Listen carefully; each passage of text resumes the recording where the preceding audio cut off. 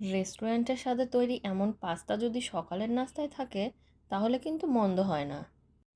সকালে এই খাবারটা তৈরি করলে একটা সুবিধাও আছে বটে, আর তা হলো যাদের বেবি স্কুলে পড়ে তাদের টিফিনের জন্য আর এক্সট্রা কিছু চিন্তা করতে হয় না। হ্যাঁ ভিউয়ার্স, আজকে আপনাদেরকে এমনই একটা পাস্তা তৈরির রেসিপি দেখাবো যাতে আপনারা ঘরোয়া উপকরণেই রেস্টুরেন্টের স্বাদ উপভোগ করতে পারবেন।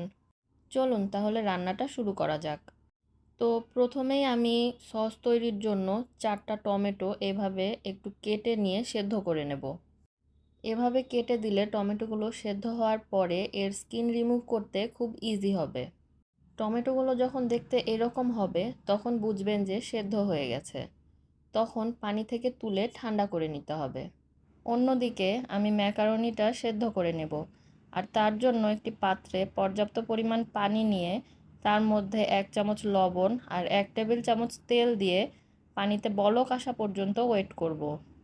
আমি এখানে কুলসনের ম্যাকারনিটা নিয়েছি, আপনারা আপনাদের পছন্দ মতো ব্র্যান্ড ইউজ করতে পারেন।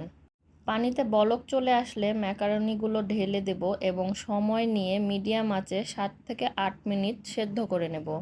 মাঝে মাঝে নেড়ে দিতে হবে, না হলে পাতিলের তলায় লেগে যেতে পারে। এই রকম অবস্থায় নামিয়ে নিতে হবে। এখন সেদ্ধ করে রাখা টমেটোগুলোর স্কিন রিমুভ করে ব্লেন্ডারে ব্লেন্ড করে নেব। আপনারা চাইলে টমেটোর বিচিগুলো ফেলে দিয়েও ব্লেন্ড করতে পারেন। আমি সব একসাথে ব্লেন্ড করে নিয়েছি। অন্য একটি পাত্রে তেল গরম করে নিয়ে কিছু রসুন কুচি আর কিছু পেঁয়াজ কুচি দিয়ে হালকা ভেজে নেব। তারপরে এর মধ্যে আগে থেকে কেটে রাখা চিকেনগুলো দিয়ে দেব। 1 চামচ অরিগ্যানো দিয়ে হাই ফ্লেমে চিকেনগুলো কিছুক্ষণ ভেজে নেব। চিকেনের কালার যখন চেঞ্জ হয়ে সাদা সাদা হয়ে যাবে তখন চুলার আঁচ মিডিয়ামে রেখে ব্লেন্ড করা টমেটোগুলো দিয়ে দেব।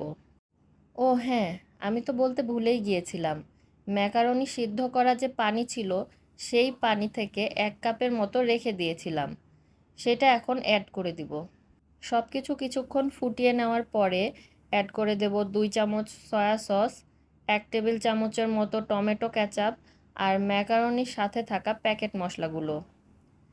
একটু নেড়েচেড়ে নেওয়ার পরেই সেদ্ধ করে রাখা ম্যাকারনিগুলোর এর মধ্যে দিয়ে দেব। উপর দিয়ে কিছুটা কাঁচামরিচ আর ক্যাপসিকাম দিয়ে দেব, এতে খেতে ভালোও লাগবে, দেখতেও ভালো লাগবে। বাই দ্য ওয়ে, আমার ক্যাপসিকাম গাছে ছোট ছোট 2টা ক্যাপসিকাম কেবলই ধরেছিল, আর সেগুলো আমার ছেলে ছিঁড়ে নিয়ে এসে বলছে, মাম্মা এইটা দিয়েই পাস্তা রান্না করো। তাই আমি ওইগুলোই দিয়ে দিয়েছি। যদিও পরিমাণে কম ছিল, তারপরেও ছেলের আবদার বলে কথা।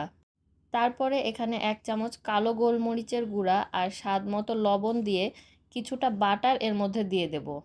আর যারা ঝাল পছন্দ করেন তারা 1 চামচ চিলি ফ্লেক্স দিয়ে দিবেন। বাটার কোনো মতেই স্কিপ করবেন না, কারণ বাটার দেওয়ার জন্য খুব টেস্টি একটা ফ্লেভার আসবে। এবার উপর দিয়ে আরও একটু অরিগানো দিয়ে নামিয়ে নেব। সকালের নাস্তা কিংবা বিকেলের নাস্তায় এইভাবে পাস্তা রান্না আমাদের সবারই খুবই পছন্দ।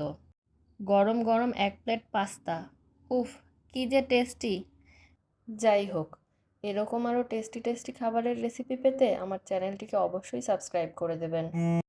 আজকের মতো এখানেই বিদায় নিচ্ছি। আবারও আপনাদের সামনে হাজির হয়ে যাব নতুন কোনো রেসিপি নিয়ে। টিল দেন, আল্লাহ হাফেজ।